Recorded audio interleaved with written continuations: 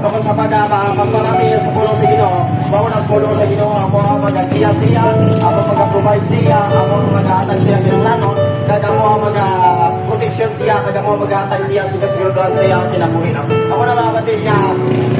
kung gusto ka na makaangko no sing pag-satisfied o kung naglatawag na makaangko na dahil makaangko ikaw sing kasiguraduhan sa mga kinabuhi, wala kasi ibang limon, hindi ang pag-relasyon sa iyong pamilya ni Kristo. Ako na mga batid nga pinapasubo, wala po tao na wala rin kilala kay Kristo, nga isa siya ka anak sa Diyos. Pero siya ang ginatay sa Diyos sa mga tao para makaangko sing karuwasan ang mga bisa na mo sabihin, siya mag-angko kay Kristo, kay mga bato siya ang kinabuhi. Ako na mga batid na ang kaluwasan, ako wala rin kapamagi kung ano ang Dalo po, Pastor. Yan po, ito pag-isintro ang atong mga pagkabuhi sa mga nagamutan, hindi atong pag-isintro ang atong kinabuhi kung ano ang ato na nagustuhan sa iya kalibutan, mga pangkat, yaman, nagabutan adlaw, mabigo ka lang,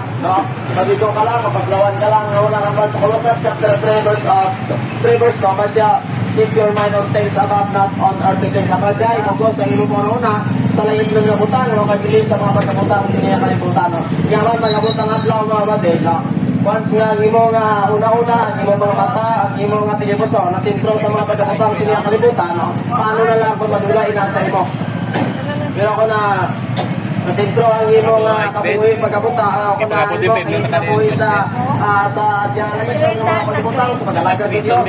sa mag-imo, sa mga bloko para sa Ginoo, pagkabutan ang law, madula, mataan, ang pagkakawala ng imo ang mga pagkabutan ng imo naman, para makakapon ka sa Japon sa kalipay, kaya man, ang matuod ka kalipay, wala sa mga pagkabutan, wala sa mga hindi niya kalibutan, kundi yara kay Kristo.